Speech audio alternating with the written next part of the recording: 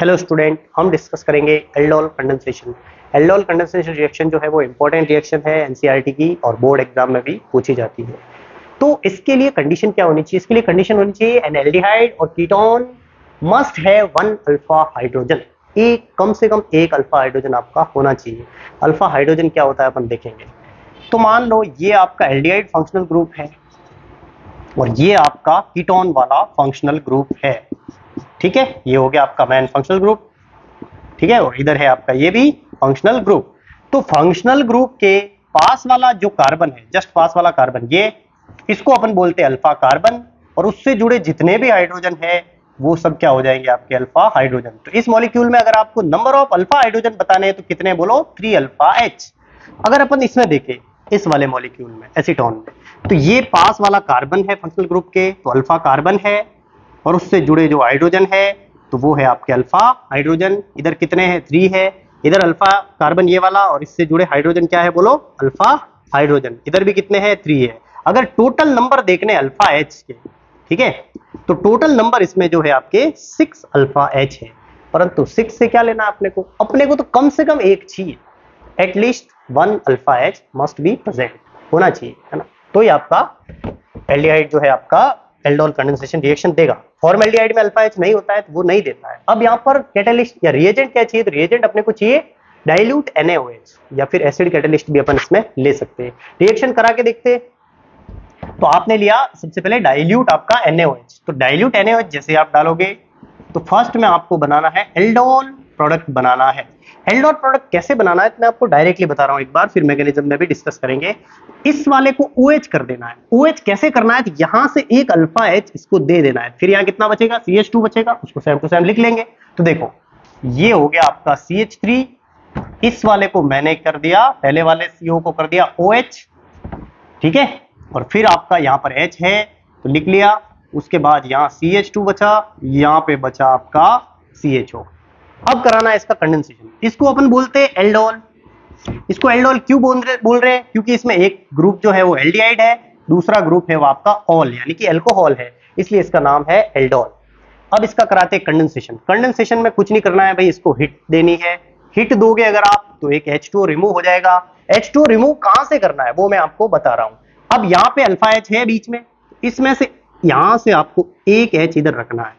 इस दोनों को यहां से आप हटा दोगे तो H2O निकल जाएगा।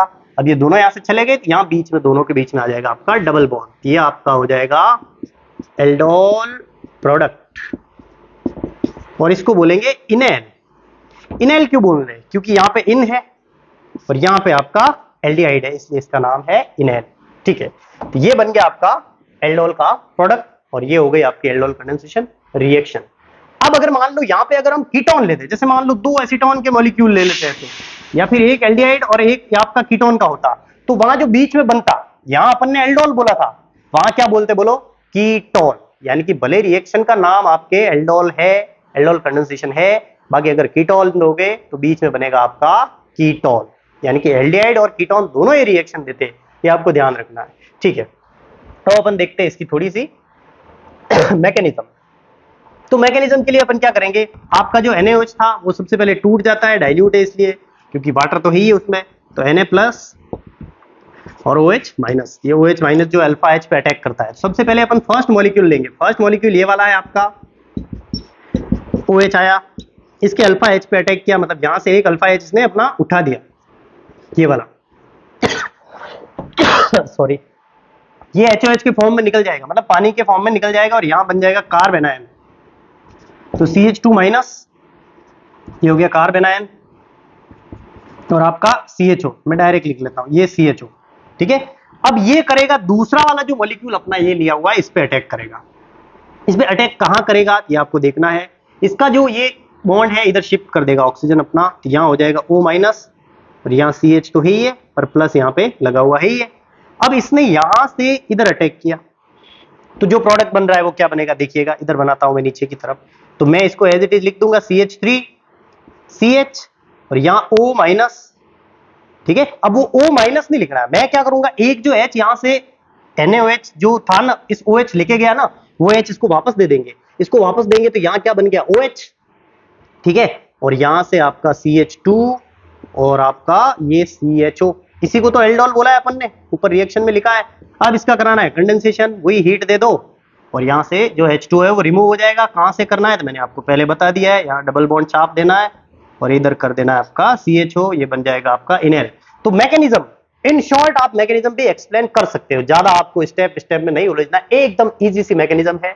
ठीक है, पहले एनायन बनाना है, फिर दूसरे वाले मॉलिक्यूल में कैटायन बनेगा क्योंकि O अपना एक खींच लेगा इधर, तो वापस ये एल्डोल बन जाएगा, फिर उसका कंडेंसेशन अपन करा देंगे। ये थी आपकी complete aldol condensation reaction. Thank you.